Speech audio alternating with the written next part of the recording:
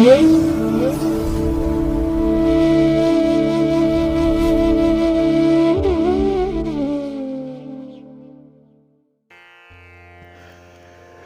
ಮಹಾಗಣಪತಯೇ ನಮಃ.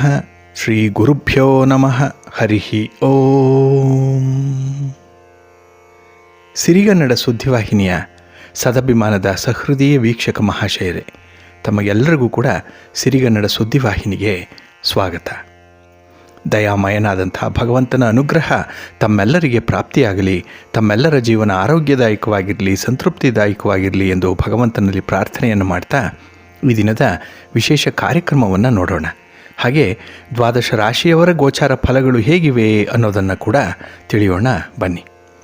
ವೀಕ್ಷಕರೇ, ಈ ದಿನ ತಮ್ಮ ಹುಟ್ಟುಹಬ್ಬವನ್ನು ಆಚರಿಸ್ಕೊಳ್ತಾ ಇರುವಂಥ ತಮಗೆಲ್ಲರಿಗೂ ಕೂಡ ಹುಟ್ಟುಹಬ್ಬದ ಶುಭಾಶಯಗಳು. ಹಾಗೆ ಈ ದಿನಾಂಕದಂದು ವಿವಾಹವಾಗಿರುವಂಥ ದಂಪತಿಗಳಿಗೂ ಕೂಡ ವಿವಾಹ ವಾರ್ಷಿಕೋತ್ಸವದ ಶುಭಾಶಯಗಳನ್ನು ಹೇಳ್ತಾ ಭಗವಂತ ತಮಗೆಲ್ಲರಿಗೂ ಕೂಡ ಸಕಲ ಸನ್ಮಂಗಳಗಳನ್ನು ಕರುಣಿಸಲಿ ಅಂತ ಹೇಳಿ ಸಿರಿಗನ್ನಡ ಸುದ್ದಿವಾಹಿನಿಯ ಪರವಾಗಿ ಪ್ರಾರ್ಥಿಸುತ್ತೇನೆ.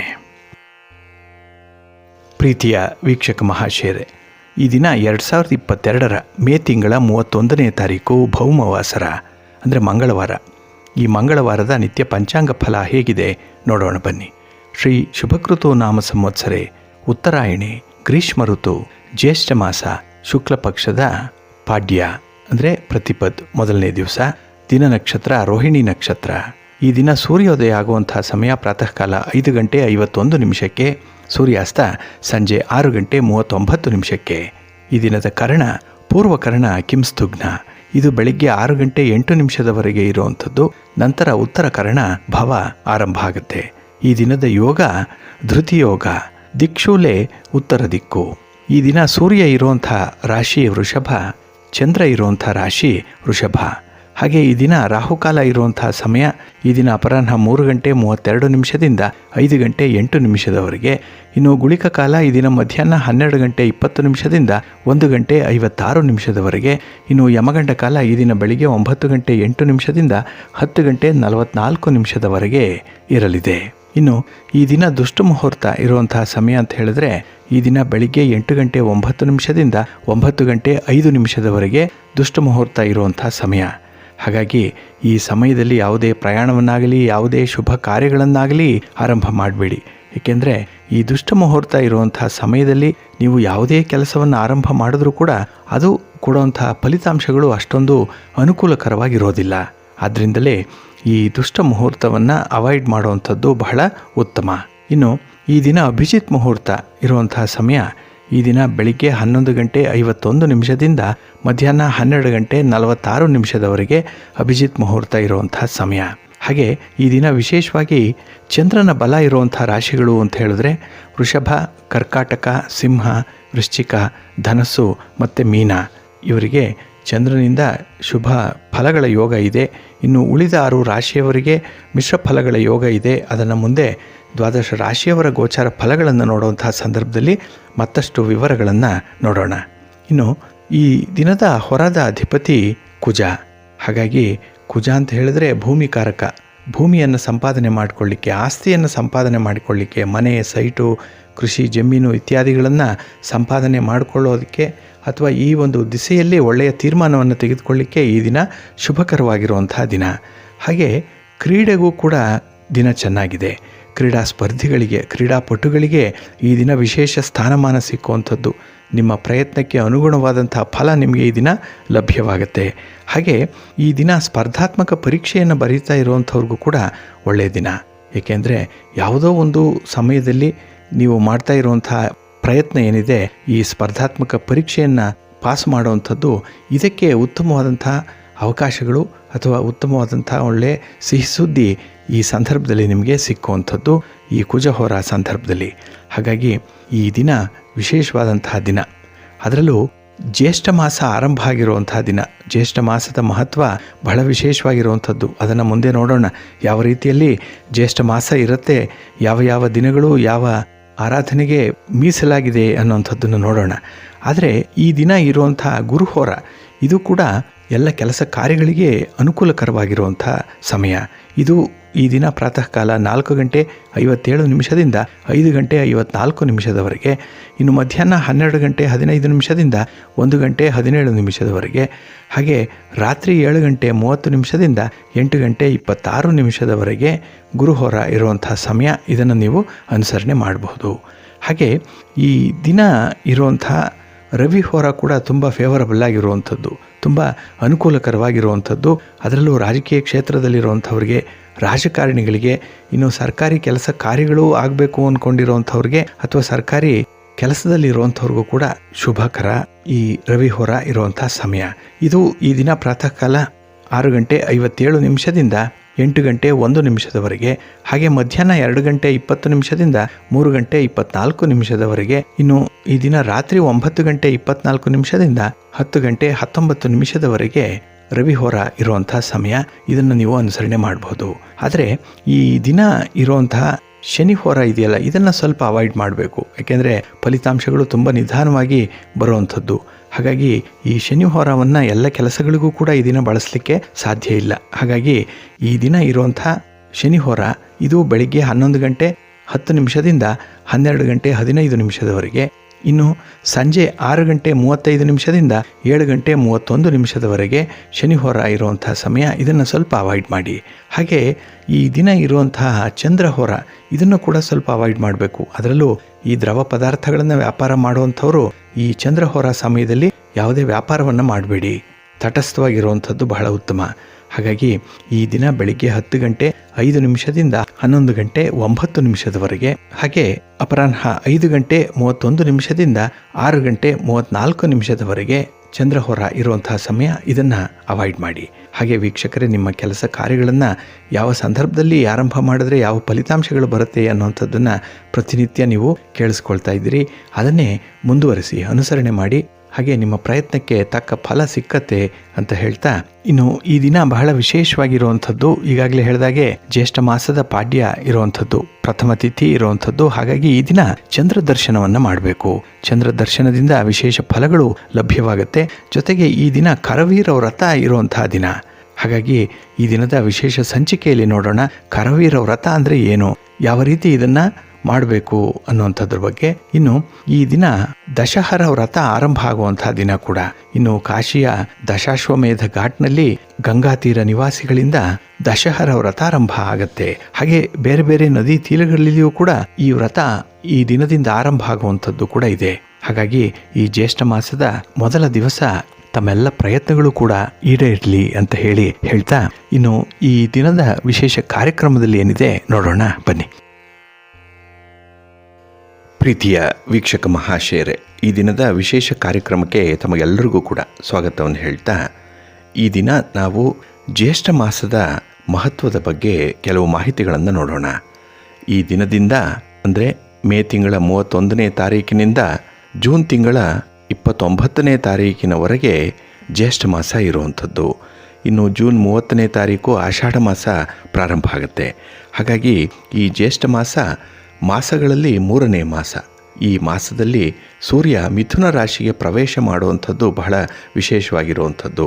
ಈ ಮಾಸಕ್ಕೆ ಇಂದ್ರ ಅಧಿಪತಿಯಾಗಿದ್ದಾನೆ. ಹಾಗಾಗಿ ಈ ಮಾಸದ ಹುಣ್ಣಿಮೆ ಜ್ಯೇಷ್ಠ ನಕ್ಷತ್ರದಲ್ಲಿ ಬರುತ್ತೆ. ಜ್ಯೇಷ್ಠ ನಕ್ಷತ್ರದ ಅಧಿಪತಿ ಇಂದ್ರ. ಈ ಮಾಸದಲ್ಲಿ ಇಂದ್ರನ ಪೂಜೆಯನ್ನು ಮಾಡಿದ್ರೆ ಇಷ್ಟಾರ್ಥಗಳು ಸಿದ್ಧಿಸತ್ತೆ ಅನ್ನುವಂಥದ್ದು ಅನೇಕ ಶಾಸ್ತ್ರಗಳಲ್ಲಿ ಹೇಳಿರುವಂಥ ಒಂದು ಮಾತು. ಇನ್ನು ಈ ಮಾಸದಲ್ಲಿ ನೀರಿಗೆ ಅಧಿಪತಿಯಾದಂಥವರನ್ನು ಪೂಜೆ ಮಾಡುವಂಥದ್ದು ಬಹಳ ವಿಶೇಷವಾಗಿದೆ.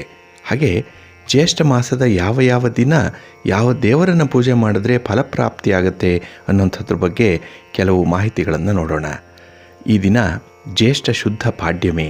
ಈ ಮಾಸದ ಪಾಡ್ಯಮಿಯ ದಿನ ತ್ರಿಮೂರ್ತಿಗಳನ್ನು ಪೂಜೆ ಮಾಡಿದ್ರೆ ಉತ್ತಮ ಫಲ ಲಭ್ಯವಾಗುತ್ತೆ ಅಂತ ಹೇಳ್ತಾರೆ. ಹಾಗೆ ಈ ದಿನ ಇರುವಂಥದ್ದು ಕರವೀರ ವ್ರತ. ಕರವೀರ ಅಂತ ಹೇಳಿದ್ರೆ ಕೆಂಪು ಕಣಿಗಲೆ ಹೂವಿನ ಗಿಡ. ಈಶ್ವರನ ಪ್ರೀತಿಗಾಗಿ ಈ ಗಿಡದಲ್ಲಿ ಶಿವನನ್ನು ಆವಾಹನೆ ಮಾಡಿ ಪೂಜೆ ಮಾಡಿದ್ರೆ ಶಿವನ ಸಂಪೂರ್ಣ ಕೃಪೆ ಸಿಕ್ಕತ್ತೆ, ಅನುಗ್ರಹ ಉಂಟಾಗತ್ತೆ ಅನ್ನುವಂಥದ್ದು ಇದೆ. ಹಾಗೆ ಈ ದಿನ ಕರವೀರ ವ್ರತದ ದಿನ ಸೂರ್ಯದೇವನನ್ನು ಆರಾಧನೆ ಮಾಡುವಂತಹ ದಿನ ಕೂಡ ಇದೆ. ಹಾಗೆ ಈ ದಿನ ಮತ್ತು ನಾಳೆ ಜ್ಯೇಷ್ಠ ಶುದ್ಧ ಬಿದಿಗೆಯ ದಿನ ಆರೋಗ್ಯ ವೃದ್ಧಿಗಾಗಿ, ಸೂರ್ಯನ ಅನುಗ್ರಹಕ್ಕಾಗಿ ಈ ಮಾಸದ ಬಿದಿಗೆಯ ದಿನ ಸೂರ್ಯನನ್ನು ಆರಾಧನೆ ಮಾಡುವಂಥದ್ದು ಕೂಡ ಇದೆ. ಇನ್ನು ಜ್ಯೇಷ್ಠ ಶುದ್ಧ ತದಿಗೆ, ಜ್ಯೇಷ್ಠ ಮಾಸದ ತದಿಗೆಯ ದಿನ ಕದಳಿ ವ್ರತವನ್ನು ಮಾಡಿದ್ರೆ, ಅಂದರೆ ಬಾಳೆಯ ಗಿಡಕ್ಕೆ ವಿವಾಹವನ್ನು ಮಾಡಿದ್ರೆ ವಿವಾಹ ಆಗುವಂಥವ್ರಿಗೆ ಹೆಚ್ಚಿನ ಒಳಿತುಂಟಾಗುತ್ತೆ. ಸಾಕ್ಷಾತ್ ಪಾರ್ವತಿ ಶಿವನನ್ನು ವಿವಾಹವಾಗಲು ಈ ವ್ರತವನ್ನು ಮಾಡಿದ್ದಳು ಅಂತ ಹೇಳ್ತಾರೆ, ಅಂದರೆ ಈ ಕದಳಿ ವ್ರತವನ್ನು. ಇನ್ನು ಜ್ಯೇಷ್ಠ ಶುದ್ಧ ಚೌತಿಯ ದಿನ, ಈ ದಿನ ಉಮಾ ಚತುರ್ಥಿ ಅಂತಲೇ ಕರೆಯಲ್ಪಡುವಂಥದ್ದು. ಹಾಗಾಗಿ ಈ ಉಮಾ ಚತುರ್ಥಿ ಸಾಕ್ಷಾತ್ ಪಾರ್ವತಿ ಹುಟ್ಟಿದಂತಹ ದಿನ. ಆದ್ದರಿಂದ ಪಾರ್ವತಿ ದೇವಿಯನ್ನು ಪೂಜೆ ಮಾಡಿದ್ರೆ ಹೆಚ್ಚಿನ ಫಲಪ್ರಾಪ್ತಿಯಾಗತ್ತೆ ಸ್ತ್ರೀಯರಿಗೆ.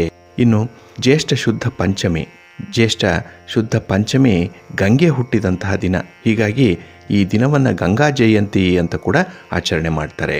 ಇನ್ನು ಜ್ಯೇಷ್ಠ ಶುದ್ಧ ಸಪ್ತಮಿ, ಈ ದಿನ ವರುಣನಿಗೆ ಪೂಜೆಯನ್ನು ಮಾಡ್ತಾರೆ. ವರುಣ ಮಳೆಗೆ ಅಧಿಪತಿ, ಹೀಗಾಗಿ ವ್ಯವಸಾಯಕ್ಕೆ ಸಕಾಲದಲ್ಲಿ ಮಳೆ ಬರಲಿ ಅಂತ ಹೇಳಿ ವರುಣ ದೇವನನ್ನು ಪೂಜೆ ಮಾಡುವಂಥದ್ದು ಇದೆ. ಏಕೆಂದರೆ ಈ ಜ್ಯೇಷ್ಠ ಮಾಸದಲ್ಲೇ ಕೃಷಿ ಕೆಲಸಗಳು ಆರಂಭ ಆಗುವಂಥದ್ದು. ಹಾಗಾಗಿನೇ ಈ ಜ್ಯೇಷ್ಠ ಮಾಸದ ಹುಣ್ಣಿಮೆ ಮತ್ತು ಅಮಾವಾಸ್ಯೆಗಳು ಬಹಳ ವಿಶೇಷವಾಗಿರುವಂಥದ್ದು. ಏಕೆಂದರೆ ಈ ಜ್ಯೇಷ್ಠ ಮಾಸದ ಹುಣ್ಣಿಮೆಯನ್ನು ಭೂಮಿ ಪೂರ್ಣಿಮಾ ಅಥವಾ ಕಾರ ಹುಣ್ಣಿಮೆ ಅಂತ ಹೇಳಿ ಕರೀತಾರೆ. ಇನ್ನು ಅಮಾವಾಸ್ಯೆಯನ್ನು ಮಣ್ಣೆತ್ತಿನ ಅಮಾವಾಸ್ಯೆ ಅಂತ ಹೇಳಿ ಕರೆಯುವಂಥದ್ದು ಇದೆ. ಹಾಗಾಗಿ ಮುಂದೆ ನೋಡೋಣ ಈ ಹುಣ್ಣಿಮೆ ಮತ್ತು ಅಮಾವಾಸ್ಯೆಗಳ ಮಹತ್ವದ ಬಗ್ಗೆ. ಈಗ ಸಪ್ತಮಿಯ ದಿನ ವರುಣನನ್ನು ಪೂಜೆ ಮಾಡುವಂಥದ್ದು ವ್ಯವಸಾಯದ ಹಿನ್ನೆಲೆಯಲ್ಲಿ. ಇನ್ನು ಜ್ಯೇಷ್ಠ ಶುದ್ಧ ಅಷ್ಟಮಿಯ ದಿನ ತ್ರಿಲೋಚನ ಅಷ್ಟಮಿ ಅಂತ ಹೇಳಿ ಕರೀತಾರೆ. ಇದನ್ನು ಈಶ್ವರ ಪಾರ್ವತಿಯನ್ನು ಒಟ್ಟಿಗೆ ಪೂಜಿಸುವಂತಹ ದಿನ ಇದು. ಹೀಗೆ ಶಿವ ಪಾರ್ವತಿಯರನ್ನು ಒಟ್ಟಿಗೆ ಪೂಜೆ ಮಾಡಿದ್ರೆ ಕೌಟುಂಬಿಕ ಸಮಸ್ಯೆಗಳು ಪರಿಹಾರ ಆಗುತ್ತೆ. ಇನ್ನು ಜ್ಯೇಷ್ಠ ಶುದ್ಧ ದಶಮಿಯ ದಿನ ಆಂಜನೇಯನಿಗೆ ವಿವಾಹವಾದಂತಹ ದಿನವೇ ಜ್ಯೇಷ್ಠ ಶುದ್ಧ ದಶಮಿ ಅನ್ನುವಂಥದ್ದು ಒಂದು ಉಲ್ಲೇಖ ಇದೆ. ಇನ್ನು ಸೂರ್ಯನ ಮಗಳು ಸುವರ್ಚಲಾ ದೇವಿಯ ಜೊತೆ ಹನುಮನ ವಿವಾಹ ಆದಂತಹ ದಿನ ಇದು. ಈ ದಿನ ವಿವಾಹವನ್ನು ಮಾಡಿಕೊಂಡ್ರೆ ವಿವಾಹ ಪ್ರತಿಬಂಧಕಗಳು ಪರಿಹಾರವಾಗುತ್ತೆ. ಜೊತೆಗೆ ವಿವಾಹ ಆಗದೇ ಇರುವಂಥವ್ರಿಗೂ ಕೂಡ ಮದುವೆ ಆಗುವಂತಹ ಯೋಗ ಇದೆ. ಆದ್ದರಿಂದಲೇ ಈ ಜ್ಯೇಷ್ಠ ಶುದ್ಧ ದಶಮಿಯ ದಿನ ಆಂಜನೇಯನನ್ನು ಆರಾಧನೆ ಮಾಡಬೇಕು. ಇನ್ನು ನಿರ್ಜಲ ಏಕಾದಶಿ, ನಿರ್ಜಲ ಏಕಾದಶಿ ಈ ಮಾಸದಲ್ಲಿ ಬರುವಂತಹ ಅತ್ಯಂತ ವಿಶೇಷವಾದಂತಹ ದಿನ, ವಿಶಿಷ್ಟವಾದಂತಹ ದಿನ ಕೂಡ. ವರ್ಷದ 24 ಏಕಾದಶಿಗಳನ್ನು ಆಚರಣೆ ಮಾಡಿದಷ್ಟು ಪುಣ್ಯ ಈ ಒಂದು ನಿರ್ಜಲ ಏಕಾದಶಿ ಮಾಡಿದರೆ ಸಿಕ್ಕತ್ತೆ ಅನ್ನುವಂಥ ನಂಬಿಕೆ ಇದೆ. ಈ ಏಕಾದಶಿ ಆಚರಣೆ ಮಾಡುವಂಥವರು ಒಂದು ಹನಿ ನೀರನ್ನು ಕೂಡ ಕುಡಿಯದೆ ಏಕಾದಶಿಯನ್ನು ಆಚರಣೆ ಮಾಡಬೇಕು. ದಶಮಿಯ ರಾತ್ರಿ ಅಂದರೆ ಏಕಾದಶಿಯ ಹಿಂದಿನ ದಿನ ರಾತ್ರಿ ಉಪವಾಸ ಇರಬೇಕು. ನಂತರ ಏಕಾದಶಿ ದಿನ ಕೂಡ ಉಪವಾಸ ಇರಬೇಕು. ಕೃಷ್ಣ ಮಹಾಭಾರತದಲ್ಲಿ ಧರ್ಮರಾಯನಿಗೆ ನಿರ್ಜಲ ಏಕಾದಶಿಯ ಮಹತ್ವದ ಬಗ್ಗೆ ತಿಳಿಸ್ಕೊಟ್ಟಿದ್ದಾನೆ. ಫಲಾಪೇಕ್ಷೆ ಇಲ್ಲದೆ ಈ ಏಕಾದಶಿಯನ್ನು ಆಚರಣೆ ಮಾಡಬೇಕು. ಮೋಕ್ಷ ಬಯಸುವಂಥವರು ಈ ದಿನ ಬೀಜ ಇಲ್ಲದ ಹಣ್ಣುಗಳನ್ನು ದಾನ ಮಾಡಬೇಕು ಅನ್ನುವಂಥದ್ದು ಕೂಡ ಇದೆ. ಇನ್ನು ಜ್ಯೇಷ್ಠ ಶುದ್ಧ ದ್ವಾದಶಿ, ಈ ದಿನ ಆದಿಗುರು ಶಂಕರಾಚಾರ್ಯರು ಅಶರೀರವಾಗಿ ಗುಹೆ ಪ್ರವೇಶ ಮಾಡಿದಂತಹ ದಿನ ಜ್ಯೇಷ್ಠ ಶುದ್ಧ ದ್ವಾದಶಿಯ ದಿನ. ಇನ್ನು ಜ್ಯೇಷ್ಠ ಶುದ್ಧ ಚತುರ್ದಶಿಯ ದಿನ ಆಂಜನೇಯನ ತಂದೆ ವಾಯುಪೂಜೆಗೆ ಪ್ರಶಸ್ತವಾದಂತಹ ದಿನ. ಇನ್ನು ಹುಣ್ಣಿಮೆ, ಇದನ್ನೇ ಕಾರ ಹುಣ್ಣಿಮೆ ಅಥವಾ ಭೂಮಿ ಹುಣ್ಣಿಮೆ ಅಂತ ಹೇಳಿ ಕರೀತಾರೆ. ಭೂಮಿ ಪೂಜೆಯನ್ನು ಮಾಡಿ ವ್ಯವಸಾಯವನ್ನು ಆರಂಭ ಮಾಡೋಕ್ಕೆ ಬಹಳ ಶುಭ ದಿನ ಇದು.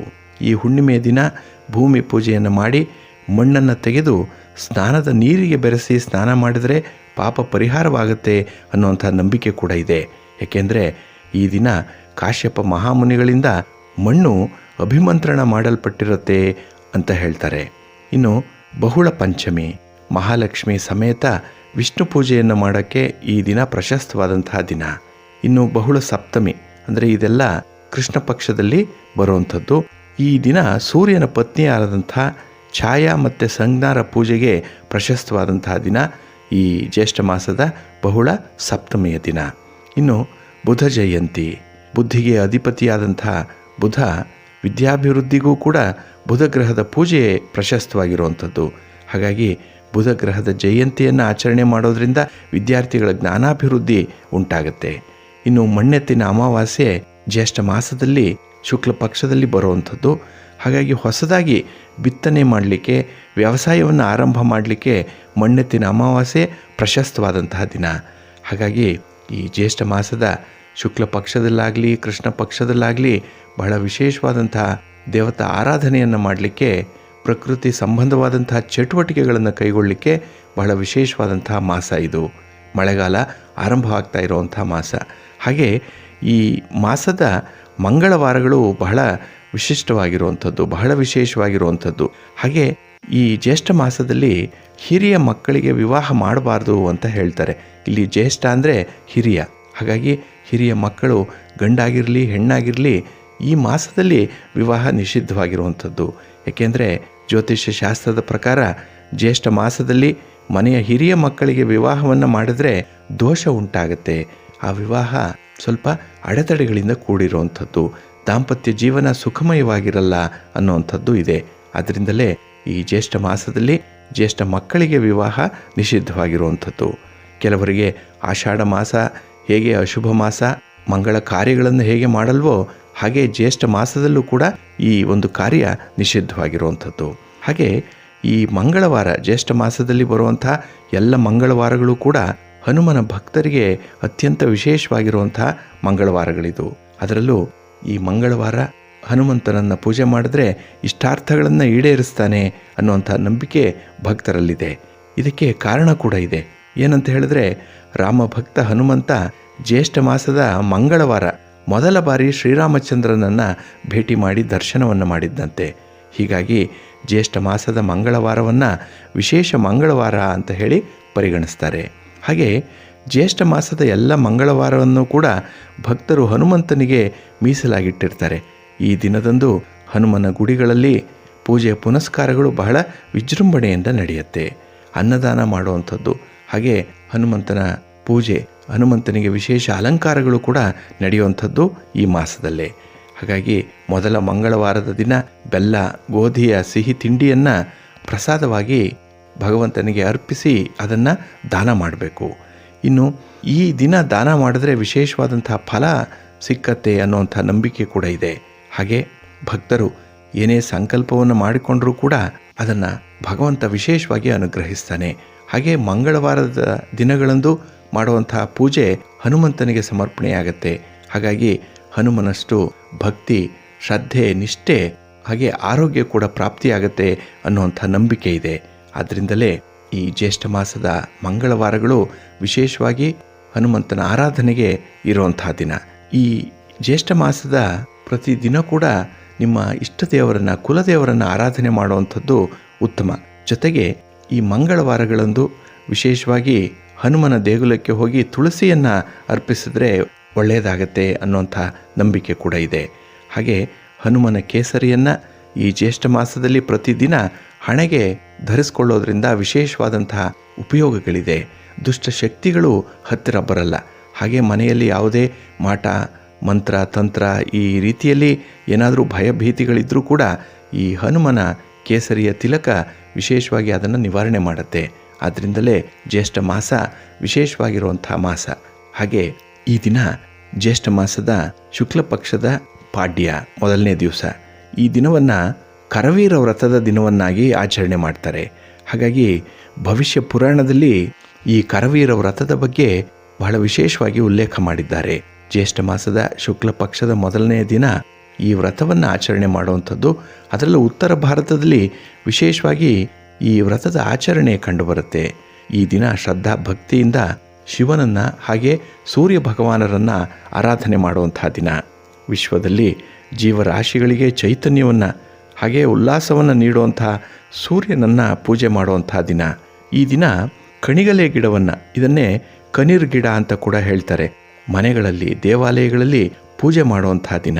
ಈ ಕನಿರ್ ಗಿಡದ ಕೊಂಬೆಗಳನ್ನು ಮನೆಗೆ ತಂದು ಶಾಸ್ತ್ರೋಕ್ತವಾಗಿ ಪೂಜೆಗೆ ಅಣಿಗೊಳಿಸ್ತಾರೆ. ಕೆಂಪು ವಸ್ತ್ರಗಳಿಂದ ಕೊಂಬೆಗಳನ್ನು ಸುತ್ತಿ ಅಲಂಕಾರ ಮಾಡಿ ಸಪ್ತ ಧಾನ್ಯಗಳನ್ನು ಅದರ ಮುಂದೆ ಇಟ್ಟು ಷೋಡಶೋಪಚಾರ ಪೂಜೆಯನ್ನು ಮಾಡುವಂಥ ಒಂದು ವಿಶೇಷ ಕ್ರಮ ಇದೆ. ಸರಸ್ವತಿ, ಸತಿ ಸಾವಿತ್ರಿ, ಸತ್ಯಭಾಮ, ದಮಯಂತಿ ಮುಂತಾದಂಥ ಸ್ತ್ರೀಯರು ಈ ಕರವೀರ ವ್ರತವನ್ನು ಮಾಡಿದ್ರು ಅನ್ನುವಂಥ ಉಲ್ಲೇಖ ಕೂಡ ಇದೆ ಆಯಾ ಕಥೆಗಳಿಗೆ ಸಂಬಂಧಪಟ್ಟಂತಹ ಪೌರಾಣಿಕ ಗ್ರಂಥಗಳಲ್ಲಿ. ಆದ್ದರಿಂದ ಸ್ತ್ರೀಯರು ಈ ದಿನ ವಿಶೇಷವಾಗಿ ಕರವೀರ ವ್ರತವನ್ನು ಮಾಡಬೇಕು ಅಂತ ಹೇಳ್ತಾರೆ. ಇದರಿಂದ ಸಕಲ ಸೌಭಾಗ್ಯಗಳು ಕೂಡ ಪ್ರಾಪ್ತಿಯಾಗತ್ತೆ ಅನ್ನುವಂಥ ನಂಬಿಕೆ ಇದೆ. ಹಾಗೆ ಈ ದಿನ ಮನೆಯಲ್ಲಿರುವಂಥ ಹಿರಿಯ ಪುರುಷರು ಕೂಡ ಸೂರ್ಯನಿಗೆ ಅರ್ಘ್ಯವನ್ನು ಸಮರ್ಪಣೆ ಮಾಡೋದರಿಂದ ಆ ಕುಟುಂಬ ಸುಭಿಕ್ಷವಾಗಿರುತ್ತೆ ಅನ್ನುವಂಥದ್ದು ಕೂಡ ಇದೆ. ಹಾಗಾಗಿ ಈ ದಿನ ಸೂರ್ಯ ನಮಸ್ಕಾರವನ್ನು ಮಾಡುವಂಥದ್ದು, ಸೂರ್ಯನಿಗೆ ಅರ್ಘ್ಯವನ್ನು ಪ್ರದಾನ ಮಾಡುವಂಥದ್ದು, ಶಿವನದ ದರ್ಶನ ಮಾಡುವಂಥದ್ದು ವಿಶೇಷವಾಗಿ ಆಗಬೇಕಾಗಿರುವಂಥದ್ದು. ಹಾಗೆ ಕರವೀರ ದಿಶಾವಾಸ್ ನಮಸ್ತೆ ಭಾನುವಲ್ಲಭ ಮೌಲಿ ಮಂಡನ್ ದುರ್ಗಾದಿ ದೇವಾನಾಂ ಸತತಂ ಪ್ರಿಯ ಆ ಕೃಷ್ಣೇನ ರಜಸ ವರ್ತಮಾನೋ ಅನ್ನುವಂಥ ಮಂತ್ರವನ್ನು 3 ಬಾರಿ ಪಠನ ಮಾಡ್ತಾ ಸೂರ್ಯ ದೇವರಿಗೆ ನಮಸ್ಕಾರವನ್ನು ಮಾಡಿಕೊಂಡ್ರೆ ಒಳಿತಾಗತ್ತೆ. ಒಟ್ಟಾರೆ ಈ ಕರವೀರ ವ್ರತ ತಮಗೆಲ್ಲರಿಗೂ ಕೂಡ ನಿಮ್ಮ ಇಷ್ಟಾರ್ಥಗಳನ್ನು ನೆರವೇರಿಸಿಕೊಡಲಿ. ಆ ಸೂರ್ಯದೇವ ಮಹಾಶಿವ ತಮಗೆ ಅನುಗ್ರಹವನ್ನುಂಟು ಮಾಡಲಿ ಅಂತ ಭಗವಂತನಲ್ಲಿ ಪ್ರಾರ್ಥನೆಯನ್ನು ಮಾಡ್ತಾ ಈ ದಿನದ ಗೋಚಾರ ಫಲಗಳ ಬಗ್ಗೆ ನೋಡೋಣ. ಪ್ರೀತಿಯ ವೀಕ್ಷಕ ಮಹಾಶಯರೇ, ಇನ್ನು ಮುಂದೆ 12 ರಾಶಿಯವರ ಗೋಚಾರ ಫಲಗಳು ಹೇಗಿವೆ ಅನ್ನೋದನ್ನು ನೋಡೋಣ. ಮೊದಲಿಗೆ ಮೇಷರಾಶಿ. ಮೇಷರಾಶಿಯವರಿಗೆ ಈ ದಿನ ನೀವು ನಿಮ್ಮ ಕೆಲಸದ ಕ್ಷೇತ್ರದಲ್ಲಿ, ಉದ್ಯೋಗದಲ್ಲಿ ಏನಾದರೂ ಬದಲಾವಣೆಯನ್ನು ಮಾಡುವಂಥ ಒಂದು ಬಯಕೆ ಇದ್ದರೆ ಈ ದಿನ ನಿಮಗೆ ತುಂಬ ಪ್ರಯೋಜನಕಾರಿಯಾಗಿರುವಂಥ ದಿನ. ಹಾಗಾಗಿ ಕೆಲವು ಯೋಜನೆಗಳ ಸಂಪೂರ್ಣ ಲಾಭವನ್ನು ಪಡ್ಕೊಳ್ಳುವಂಥ ಸಾಧ್ಯತೆ ಕೂಡ ಇದೆ. ಹಾಗೆ ನಿಮ್ಮ ಸ್ವಂತ ಶಕ್ತಿಯಿಂದ, ಹಾಗೆ ನಿಮ್ಮ ಬುದ್ಧಿವಂತಿಕೆಯಿಂದ ಯಾವುದೇ ಒಂದು ನಿರ್ಧಾರವನ್ನು ತೆಗೆದುಕೊಂಡರೂ ಕೂಡ ಅದು ನಿಮಗೆ ಉತ್ತಮವಾದಂಥ ನಿರ್ಧಾರ ಆಗುತ್ತೆ. ಭವಿಷ್ಯದಲ್ಲಿ ಅದು ಒಳ್ಳೆಯ ಫಲವನ್ನು ಕೊಡುವಂಥ ಒಂದು ಸಂದರ್ಭ. ಹಾಗೆ ಈ ದಿನ ನಿಮ್ಮ ಯಾವುದೇ ಒಂದು ವಿಚಾರದಲ್ಲೂ ಕೂಡ ಸ್ವಲ್ಪ ಕೂಲಂಕುಷವಾಗಿ ವಿಚಾರ ಮಾಡುವಂಥದ್ದು, ಅಂದರೆ ವಿಷಯದ ಒಳಹೊಕ್ಕು ಅದರ ಸಾಧಕ ಬಾಧಕಗಳನ್ನು ನೋಡುವಂಥದ್ದು ಬಹಳ ಉತ್ತಮ. ಹಾಗೆ ಈ ದಿನ ವಿದ್ಯಾರ್ಥಿಗಳು ನಿಮ್ಮ ದುರ್ಬಲ ವಿಷಯಗಳ ಮೇಲೆ ಸ್ವಲ್ಪ ಶ್ರಮಿಸಬೇಕಾಗತ್ತೆ. ಹಾಗೆ ನಿಮ್ಮಲ್ಲಿರುವಂಥ ವೀಕ್ನೆಸ್ ಏನು, ನಿಮ್ಮ ಸ್ಟ್ರೆಂತ್ ಏನು ಅನ್ನೋಂಥದ್ದನ್ನು ನೀವು ಈ ದಿನ ಕಂಡುಕೊಳ್ಬೇಕು. ಹಾಗಾಗಿ ನಿಮ್ಮಲ್ಲಿರುವಂಥ ಒಂದು ಆತ್ಮವಿಶ್ವಾಸ ಏನಿದೆ ಅದನ್ನು ಉಪಯೋಗಿಸಿಕೊಂಡು ಈ ದಿನದಲ್ಲಿ ಕೆಲವು ವಿಶೇಷ ಕೆಲಸಗಳನ್ನು ಮಾಡುವಂಥ ಸಾಧ್ಯತೆ ಕೂಡ ಇದೆ. ಜವಾಬ್ದಾರಿ ಹೆಚ್ಚಾಗಿರುವಂಥ ದಿನ, ಚೆನ್ನಾಗಿ ನಿಭಾಯಿಸ್ತೀರಿ. ಹಾಗೆ ಈ ದಿನ ನಿಮ್ಮ ಇಷ್ಟದೇವರನ್ನು ಆರಾಧನೆ ಮಾಡಿಕೊಳ್ಳಿ. ಇನ್ನು ವಿಶೇಷವಾಗಿ ಆಂಜನೇಯ ಸ್ತೋತ್ರವನ್ನು ಪಠಣ ಮಾಡಿಕೊಳ್ಳೋದ್ರಿಂದ ಒಳ್ಳೆಯ ಫಲ ನಿಮಗೆ ಲಭ್ಯವಾಗುತ್ತೆ. ನಿಮ್ಮ ಅದೃಷ್ಟದ ಬಣ್ಣ ಕೇಸರಿ, ಅದೃಷ್ಟದ ದಿಕ್ಕು ಪೂರ್ವ ದಿಕ್ಕು, ಅದೃಷ್ಟ ಸಂಖ್ಯೆ 4.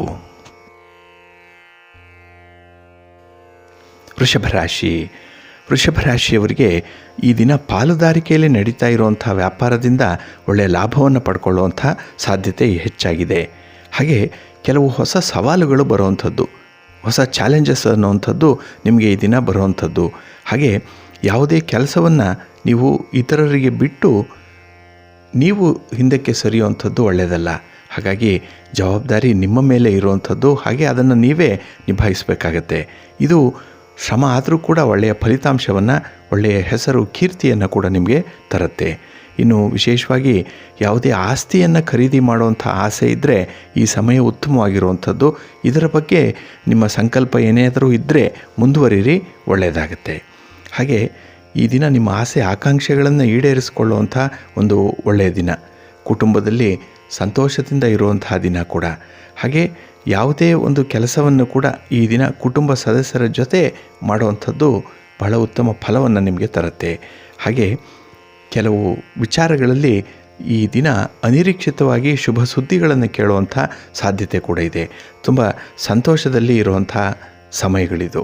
ಹಾಗೆ ಈ ದಿನ ಯಾವುದೇ ಹಣಕಾಸಿನ ವ್ಯವಹಾರಗಳಿದ್ದರೂ ಕೂಡ ಅದು ನಿಮಗೆ ಲಾಭವನ್ನು, ಶುಭವನ್ನು ತರುತ್ತೆ. ನಿಮ್ಮ ಕುಲದೇವರನ್ನು ಆರಾಧನೆ ಮಾಡಿಕೊಳ್ಳಿ. ಹಾಗೆ ಭಕ್ತಿಯಿಂದ ಶ್ರೀ ಲಕ್ಷ್ಮೀ ನೃಸಿಂಹ ಸ್ತೋತ್ರವನ್ನು ಪಠಣ ಮಾಡಿಕೊಳ್ಳೋದ್ರಿಂದ ಒಳ್ಳೆಯ ಫಲ ನಿಮಗೆ ಲಭ್ಯವಾಗುತ್ತೆ. ನಿಮ್ಮ ಅದೃಷ್ಟದ ಬಣ್ಣ ಬಿಳುಪು, ಅದೃಷ್ಟದ ದಿಕ್ಕು ಪೂರ್ವ ದಿಕ್ಕು, ಅದೃಷ್ಟ ಸಂಖ್ಯೆ 1. ಮಿಥುನ ರಾಶಿ. ಮಿಥುನ ರಾಶಿಯವರಿಗೆ ಈ ದಿನ ಫಲಪ್ರದವಾದಂತಹ ದಿನ. ಕೆಲವು ವಿಚಾರಗಳಲ್ಲಿ ತುಂಬ ಅನುಕೂಲತೆಗಳಿದೆ. ಆದರೆ ವ್ಯಯಸ್ಥಾನದಲ್ಲಿ ಚಂದ್ರ ಇರೋದರಿಂದ ಸ್ವಲ್ಪ ಹಣಕಾಸಿನ ವಿಚಾರದಲ್ಲಿ ಎಚ್ಚರಿಕೆಯಿಂದ ಇರಬೇಕು. ಹಾಗೆ ಈ ದಿನ ಲಾಭದ ಅವಕಾಶವನ್ನು ಪಡ್ಕೊಳ್ಳಿಕ್ಕೆ ನಿಮ್ಮ ವಿವೇಚನೆಯನ್ನು ಬಳಸಬೇಕು. ನಿಮ್ಮ ಬುದ್ಧಿವಂತಿಕೆಯನ್ನು ಅಲ್ಲಿ ಉಪಯೋಗ ಮಾಡಿಕೊಳ್ಬೇಕಾಗತ್ತೆ.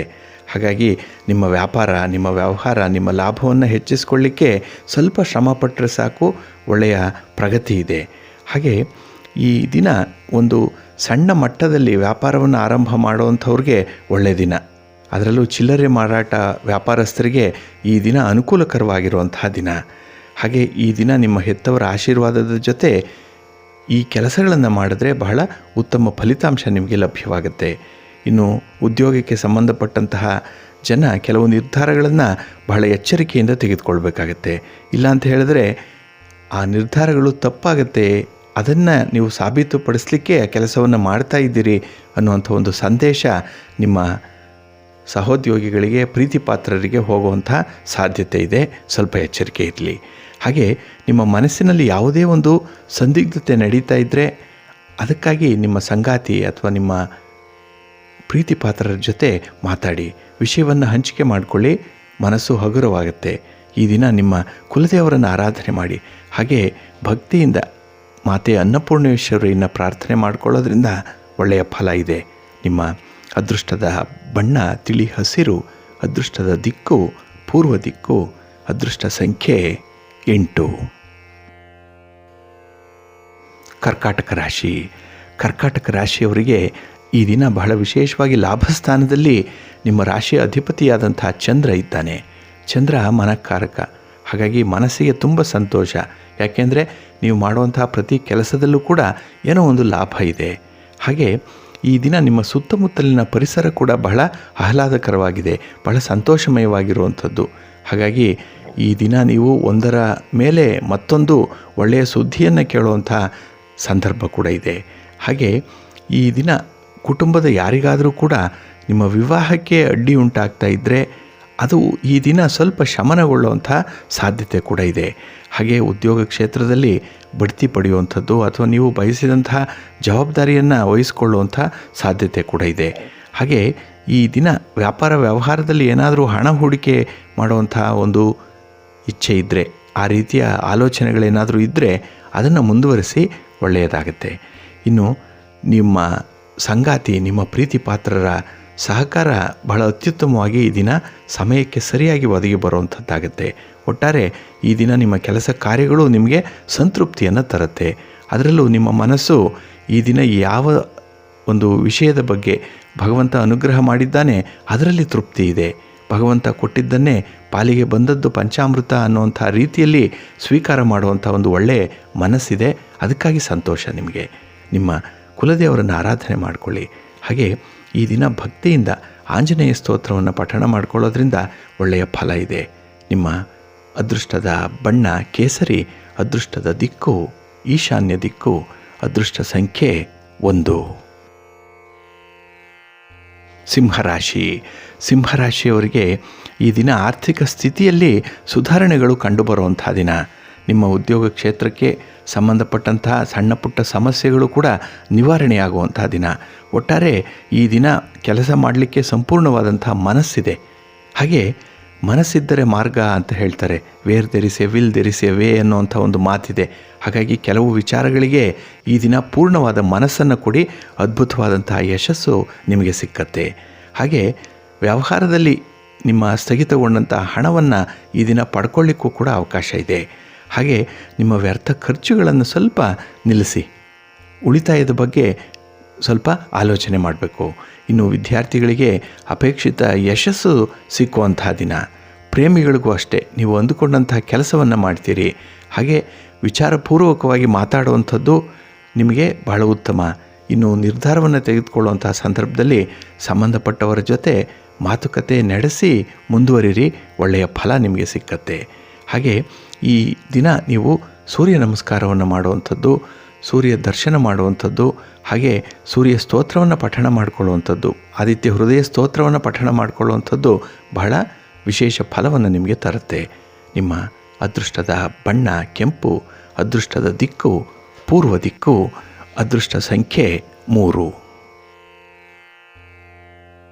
ಕನ್ಯಾ ರಾಶಿ. ಕನ್ಯಾ ರಾಶಿಯವರಿಗೆ ಈ ದಿನ ಸ್ವಲ್ಪ ಚಿಂತೆಯ ದಿನ. ಕೆಲಸ ಕಾರ್ಯಗಳ ಬಗ್ಗೆ ಹೆಚ್ಚು ಯೋಚನೆ ಮಾಡ್ತೀರಿ.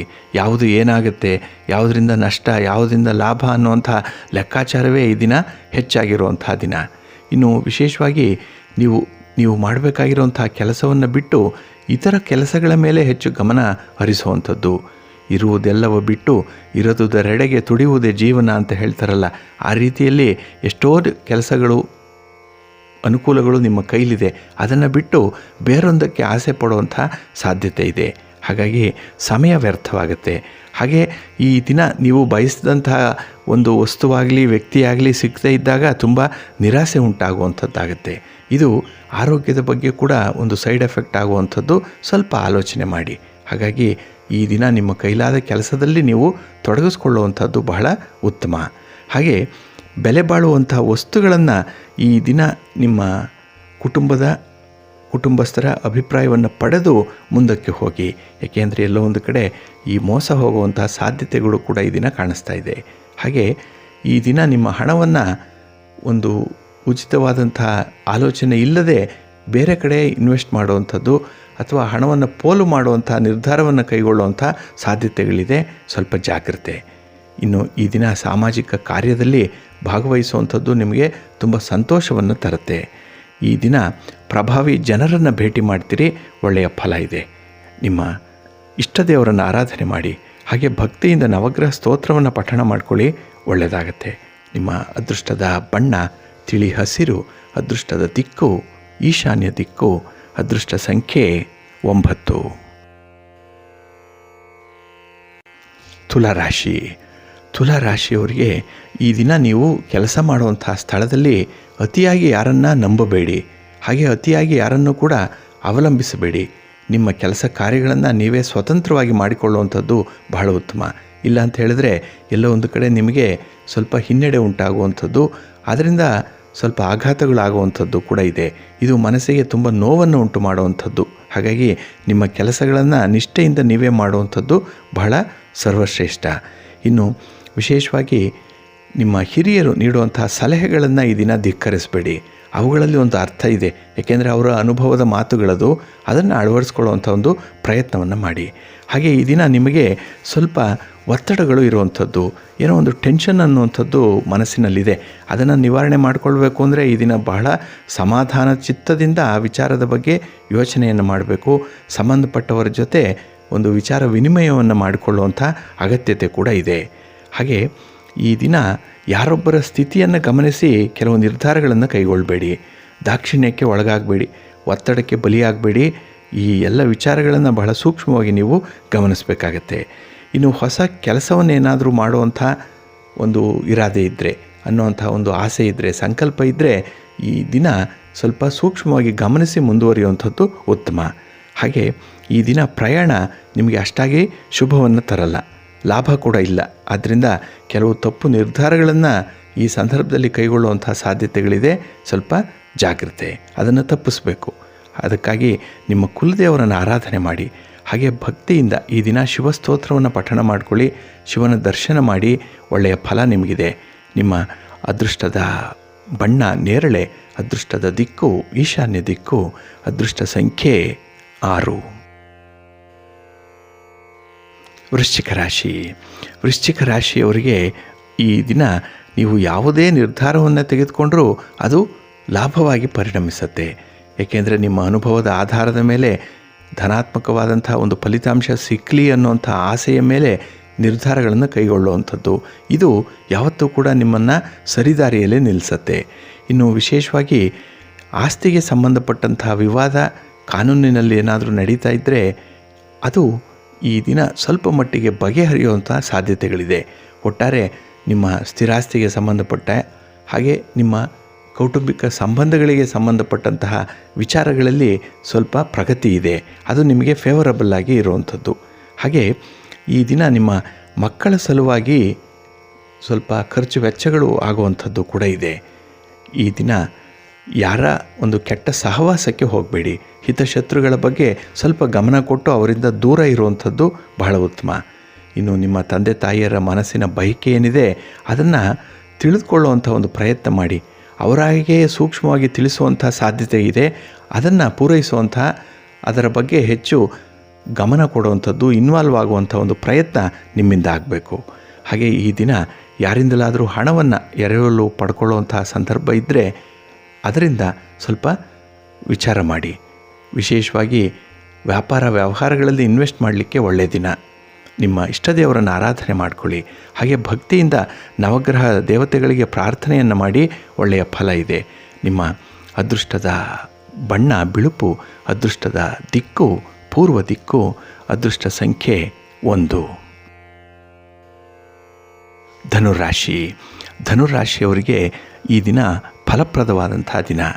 ನಿಮ್ಮ ಕೆಲಸದಲ್ಲಿ ನೀವು ಹೆಚ್ಚು ಆಕರ್ಷಿತರಾಗುವಂಥದ್ದು, ಅಂದರೆ ಕೆಲಸವೇ ನಿಮ್ಮನ್ನು ಕೈ ಬೀಸಿ ಕರೆಯುತ್ತೆ. ಇದರಿಂದ ಕೆಲಸವನ್ನು ಬಹಳ ಶ್ರದ್ಧೆಯಿಂದ, ಬಹಳ ಖುಷಿಯಿಂದ, ಲವಲವಿಕೆಯಿಂದ ಮಾಡ್ತೀರಿ. ಹಾಗೆ ಈ ದಿನ ಒಂದು ಒಳ್ಳೆಯ ಸುದ್ದಿಯನ್ನು ಕೇಳುವಂಥ ಸಂದರ್ಭ ಕೂಡ ಇದೆ. ಹಾಗೆ ಹಣಕಾಸಿನ ವ್ಯವಹಾರ ಈ ದಿನ ಬಹಳ ಚೆನ್ನಾಗಿರುತ್ತೆ. ನಿಮ್ಮನ್ನು ಸಂತೋಷವಾಗಿರಿಸುತ್ತೆ ನಿಮ್ಮ ವ್ಯವಹಾರಗಳು. ಹಾಗೆ ಆರ್ಥಿಕ ಸ್ಥಿತಿ ಬಲಗೊಳ್ಳೋದ್ರಿಂದ ಯಾವುದೇ ಒಂದು ಕೆಲಸವನ್ನು, ಯಾವುದೇ ವ್ಯಾಪಾರ ವ್ಯವಹಾರವನ್ನು ಮಾಡಲಿಕ್ಕೂ ಕೂಡ ಮನಸ್ಸು ಮುಂದುವರಿಯುತ್ತೆ.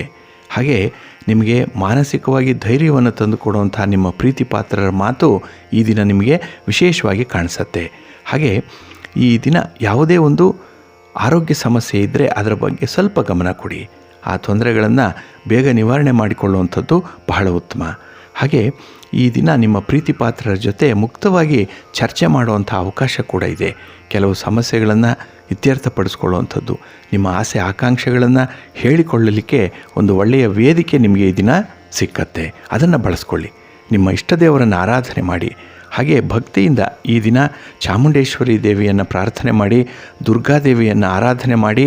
ಒಳ್ಳೆಯ ಫಲ ಇದೆ.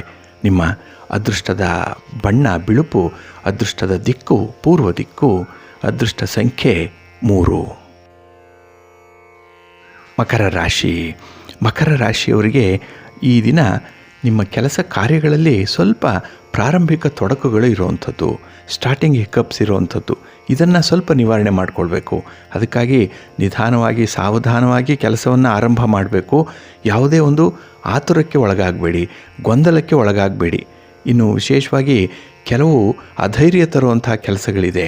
ಭಯ ಆಗುತ್ತೆ, ಎಲ್ಲೋ ನಷ್ಟ ಉಂಟಾಗುತ್ತೆ ಅನ್ನುವಂಥ ಮನಸ್ಥಿತಿ ಬರ್ಬೋದು. ಆದರೆ ಧೈರ್ಯವಾಗಿ ಅಂಥ ಕೆಲಸಗಳನ್ನು ಮಾಡಬೇಕು. ಅದರ ಅನುಭವ ಈ ದಿನ ನಿಮಗೆ ವಿಶೇಷವಾಗಿ ಆಗುತ್ತೆ. ಹಾಗೆ ಈ ದಿನ ಧೈರ್ಯದಿಂದಲೇ ಲಾಭ ಗಳಿಸಲಿಕ್ಕೆ ಸಾಧ್ಯ. ಹಾಗಾಗಿ ಧೈರ್ಯಂ ಸರ್ವತ್ರ ಸಾಧನಂ ಅಂತ ಹೇಳ್ತಾರೆ. ಅದನ್ನು ಈ ದಿನ ನಿಮ್ಮ ಅಸ್ತ್ರವಾಗಿ ಬಳಸ್ಕೊಳ್ಬೇಕು. ಇನ್ನು ನೀವು ಧಾರ್ಮಿಕ ಸ್ಥಳಕ್ಕೆ ನಿಮ್ಮ ತಂದೆ ತಾಯಿಯಂದ್ರನ್ನು ಅಥವಾ ಹಿರಿಯರನ್ನು ಕರೆದುಕೊಂಡು ಹೋಗುವಂಥ ಸಾಧ್ಯತೆಗಳು ಕೂಡ ಇದೆ. ಅದರ ಬಗ್ಗೆ ಒಂದು ಪೂರ್ವ ಸಿದ್ಧತೆ, ಒಂದು ಯೋಜನೆ ಮಾಡುವಂಥದ್ದು ಈ ದಿನ ಆಗುತ್ತೆ. ಹಾಗೆ ಈ ದಿನ ನಿಮ್ಮ ಸಂಗಾತಿ ನಿಮ್ಮ ಹೊಸ ವ್ಯವಹಾರವನ್ನು ಪ್ರಾರಂಭ ಮಾಡಲಿಕ್ಕೆ ಉತ್ತೇಜನವನ್ನು ಕೊಡ್ತಾರೆ. ಹಾಗಾಗಿ ಅವರ ಬೆಂಬಲ, ಅವರ ಸಹಕಾರ ಏನಿದೆ ಅದು ನಿಮಗೆ ಭವಿಷ್ಯದಲ್ಲಿ ಉತ್ತಮವಾದಂಥ ಲಾಭವನ್ನು ತರುತ್ತೆ. ಆದರೆ ಈ ದಿನ ಅದಕ್ಕೆ ಸಂಕಲ್ಪ ಮಾಡಿಕೊಳ್ಬೇಕು. ಮನಸ್ಸು ಗಟ್ಟಿ ಮಾಡಿ ಆ ಕೆಲಸದಲ್ಲಿ ತೊಡಗಿಸ್ಕೊಳ್ಬೇಕು. ಹಾಗೆ ಯಾವುದೇ ಒಂದು ಸಂದರ್ಭದಲ್ಲೂ ಕೂಡ ರಿಸ್ಕನ್ನು ತೆಗೆದುಕೊಳ್ಳಿಕ್ಕೆ ಸಿದ್ಧರಾಗಬೇಕು. ಎಲ್ಲ ಕಡೆಯಲ್ಲೂ ಕೂಡ ನಿಮಗೆ ಸುರಕ್ಷಿತವಾಗಿ ಇರಲ್ಲ. ಕೆಲವು ಕಡೆ ಸ್ವಲ್ಪ ಕಷ್ಟ ಇರುವಂಥದ್ದು, ಅಸುರಕ್ಷತೆ ಇರುವಂಥದ್ದು, ಹಾಗೆ ಕೆಲವು ಜನ ಎದುರು ಬೀಳುವಂಥದ್ದು, ಅದನ್ನು ನೀವು ನಿಭಾಯಿಸುವಂಥದ್ದು, ಇವೆಲ್ಲ ಅಪ್ಸ್ ಆ್ಯಂಡ್ ಡೌನ್ಸ್ ಇರುತ್ತೆ ಜೀವನದಲ್ಲಿ. ಅದನ್ನು ನಿಭಾಯಿಸಬೇಕು. ನೀವು ಇದಕ್ಕಾಗಿ ನಿಮ್ಮ ಇಷ್ಟ ದೇವರನ್ನು ಆರಾಧನೆ ಮಾಡಿ. ಹಾಗೆ ಭಕ್ತಿಯಿಂದ ಈ ದಿನ ವಿಷ್ಣು ಸ್ತೋತ್ರವನ್ನು ಪಠಣ ಮಾಡಿಕೊಳ್ಳಿ, ಒಳ್ಳೆಯದಾಗುತ್ತೆ. ನಿಮ್ಮ ಅದೃಷ್ಟದ ಬಣ್ಣ ತಿಳಿ ನೀಲಿ, ಅದೃಷ್ಟದ ದಿಕ್ಕು ಪೂರ್ವ ದಿಕ್ಕು, ಅದೃಷ್ಟ ಸಂಖ್ಯೆ 4. ಕುಂಭರಾಶಿ. ಕುಂಭರಾಶಿಯವರಿಗೆ ಈ ದಿನ ಕೆಲವು ಕೌಟುಂಬಿಕ ಸಮಸ್ಯೆಗಳನ್ನು ಎದುರಿಸುವಂಥ ದಿನ. ಅದರಲ್ಲೂ ಈ ದಿನ ನಿಮ್ಮ ತಾಯಿಯವರ ಮಾತನ್ನು ಅಥವಾ ತಾಯಿ ಸ್ಥಾನದಲ್ಲಿರುವಂಥವರ ಒಂದು ಸಲಹೆಯನ್ನು ಕೇಳದೇ ಇದ್ದಾಗ ಸ್ವಲ್ಪ ಹಿನ್ನಡೆ ಉಂಟಾಗುವಂಥ ಸಂದರ್ಭ ಇದೆ. ಹಾಗಾಗಿ ಹಿರಿಯರು ಹೇಳೋ ಮಾತನ್ನು ಇದನ್ನು ಕೇಳಿಸ್ಕೊಳ್ಳಿ, ಅದನ್ನು ಅನುಸರಣೆ ಮಾಡಿ. ಒಳ್ಳೆಯ ಫಲ ನಿಮಗೆ ಸಿಕ್ಕತ್ತೆ. ಹಾಗೆ ಈ ದಿನ ಬಹಳ ಸಮಯದಿಂದ ಕಾಯ್ತಾ ಇರುವಂಥ ಹಳೆಯ ಸ್ನೇಹಿತರ ಭೇಟಿಯಾಗುವಂಥದ್ದು ಕೂಡ ಇದೆ. ಇನ್ನು ಹೊಸದಾಗಿ ವಿವಾಹ ಆಗಿರುವಂಥವರ ಜೀವನದಲ್ಲಿ ಹೊಸ ಅತಿಥಿ ಆಗಮನ ಆಗುವಂಥದ್ದು. ಹಾಗಾಗಿ ಈ ದಿನ ಕೆಲವು ಸಂತೋಷದ ಸುದ್ದಿ ಇದ್ದರೆ, ಕೆಲವು ಬೇಡದ ವಿಚಾರಗಳು ತಲೆಗೆ ಬರುವಂಥದ್ದು ಕೂಡ ಇದೆ. ಇದನ್ನು ಸ್ವಲ್ಪ ಬ್ಯಾಲೆನ್ಸ್ ಮಾಡಬೇಕು. ಹಾಗೆ ಯಾವುದೇ ಸರ್ಕಾರಿ ಯೋಜನೆಯ ಲಾಭವನ್ನು ಪಡ್ಕೊಳ್ಳುವಂಥ ಒಂದು ನಿಟ್ಟಿನಲ್ಲಿದ್ದರೆ, ಆ ಪ್ರಯತ್ನ ಇದ್ದರೆ ಈ ದಿನ ಸ್ವಲ್ಪ ಫಲಪ್ರದವಾಗುತ್ತೆ. ಹಾಗೆ ಈ ದಿನ ನಿಮ್ಮ ವ್ಯಾಪಾರ ವ್ಯವಹಾರಗಳನ್ನು ಅಪರಿಚಿತರ ಜೊತೆ ಮಾಡಬೇಡಿ. ಹಣಕಾಸಿನ ವ್ಯವಹಾರ ಕೊಡುವಂಥದ್ದು ತರುವಂಥದ್ದು ಈ ದಿನ ಬಹಳ ಕಟ್ಟುನಿಟ್ಟಾಗಿ ಪರಿಪಾಲನೆ ಮಾಡಿಕೊಳ್ಬೇಕು.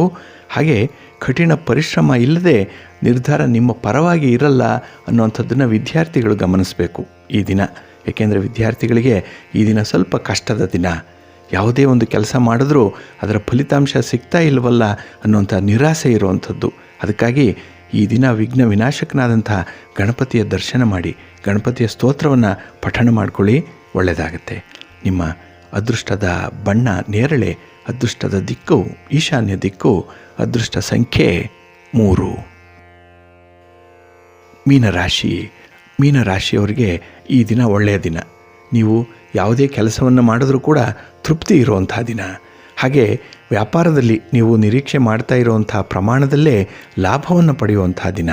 ಹಾಗೆ ಮಕ್ಕಳ ಕಡೆಯಿಂದ ಒಂದು ಒಳ್ಳೆಯ ಸುದ್ದಿಯನ್ನು ಕೇಳುವಂಥದ್ದು ಇದೆ ಈ ದಿನದಲ್ಲಿ. ಹಾಗೆ ಕುಟುಂಬ ಸದಸ್ಯರ ಮಧ್ಯೆ ಯಾವುದೇ ವಿವಾದಗಳಿದ್ದರೂ ಕೂಡ ಅದರಲ್ಲಿ ನೀವು ಇನ್ವಾಲ್ವ್ ಆಗುವಂಥದ್ದು, ಒಂದು ನ್ಯಾಯಾಧೀಶನ ಸ್ಥಾನದಲ್ಲಿ ಇರುವಂಥ ಒಂದು ಪ್ರಯತ್ನವನ್ನು ಮಾಡಿ. ಹಾಗೆ ಈ ದಿನ ನಿಮ್ಮ ಯಾವುದೇ ಆಸೆಯನ್ನು ನಿಮ್ಮ ಸಂಗಾತಿಯ ಜೊತೆ ಹೇಳಿಕೊಂಡ್ರೆ ಅವರು ಖಂಡಿತವಾಗಿ ಪೂರೈಸುವಂಥದ್ದು, ಅದಕ್ಕಾಗಿ ಸ್ಪಂದಿಸುವಂಥ ಸಾಧ್ಯತೆಗಳು ಕೂಡ ಇದೆ. ಇನ್ನು ವಿಶೇಷವಾಗಿ ರಾಜಕೀಯ ದಿಕ್ಕಿನಲ್ಲಿ ಕೆಲಸ ಮಾಡ್ತಾ ಇರುವಂಥವ್ರಿಗೆ, ರಾಜಕಾರಣಿಗಳಿಗೆ ಉತ್ತಮ ಅವಕಾಶ ಇದೆ, ಒಳ್ಳೆಯ ಸ್ಥಾನ ಸಿಕ್ಕುವಂಥ ಸಾಧ್ಯತೆಗಳು ಕೂಡ ಇದೆ ಈ ದಿನದಲ್ಲಿ. ಹಾಗೆ ನಿಮ್ಮ ಆಸ್ತಿಗೆ ಸಂಬಂಧಪಟ್ಟಂಥ ವಿಚಾರಗಳಲ್ಲಿ ನಿಮ್ಮ ಪ್ರಯತ್ನ ಈ ದಿನ ಒಳ್ಳೆಯ ಫಲವನ್ನು ಕೊಡುತ್ತೆ. ಹಾಗೆ ಕೆಲವು ಸಮಸ್ಯೆಗಳನ್ನು ಪರಿಹಾರ ಮಾಡಿಕೊಳ್ಳುವಂಥ ನಿಟ್ಟಿನಲ್ಲಿ ಪ್ರಯತ್ನ ಪಡ್ತಾ ಇದ್ದರೆ ಅಲ್ಲೂ ಕೂಡ ಒಂದು ಸಮಯೋಚಿತವಾದಂತಹ ನಿರ್ಧಾರವನ್ನು ತೆಗೆದುಕೊಳ್ತೀರಿ. ಹಾಗೆ ಮನಸ್ಸಿಗೂ ಕೂಡ ಆ ಸಹಾಯ ಸಹಕಾರಗಳು ನಿಮಗೆ ಸಂತೋಷವನ್ನು ತರುತ್ತೆ. ಒಟ್ಟಾರೆ ಈ ದಿನ ಆರಾಮವಾಗಿರುವಂಥ ದಿನ, ಅದನ್ನು ಪೂರ್ಣವಾಗಿ ನಿಮ್ಮದಾಗಿಸ್ಕೊಳ್ಳಿ. ನಿಮ್ಮ ಕುಲದೇವರನ್ನು ಆರಾಧನೆ ಮಾಡಿ. ಹಾಗೆ ಈ ದಿನ ಭಕ್ತಿಯಿಂದ ನೀವು ಶಿವಸ್ತೋತ್ರವನ್ನು ಪಠಣ ಮಾಡುವಂಥದ್ದು, ಶಿವಪಾರ್ವತಿಯರ ದರ್ಶನ ಮಾಡುವಂಥದ್ದು ವಿಶೇಷ ಫಲವನ್ನು ಕೊಡುತ್ತೆ ನಿಮಗೆ. ನಿಮ್ಮ ಅದೃಷ್ಟದ ಬಣ್ಣ ಬಿಳುಪು, ಅದೃಷ್ಟದ ದಿಕ್ಕು ಪೂರ್ವ ದಿಕ್ಕು, ಅದೃಷ್ಟ ಸಂಖ್ಯೆ 1. ಪ್ರೀತಿಯ ವೀಕ್ಷಕರೇ, ಇಷ್ಟು ಹೊತ್ತು 12 ರಾಶಿಯವರ ಗೋಚಾರ ಫಲಗಳನ್ನು ಕೇಳಿದ್ರಿ. ಹಾಗೆ ಈ ದಿನ ಯಶಸ್ವಿ ದಿನ ಆಗಲಿಕ್ಕೆ ನಿಮ್ಮ ಕುಲದೇವರನ್ನು ಆರಾಧನೆ ಮಾಡ್ತಾಯಿರಿ, ಭಗವಂತನ ಸ್ಮರಣೆ ಮಾಡ್ತಾಯಿರಿ. ತಮಗೆಲ್ಲ ಒಳಿತಾಗಲಿ. ಸರ್ವೇ ಜನಾಃ ಸುಖಿನೋ ಭವಂತು, ಸಮಸ್ತ ಸನ್ಮಂಗಳಾನಿ ಭವಂತು. ಎಲ್ಲರಿಗೂ ನಮಸ್ಕಾರ.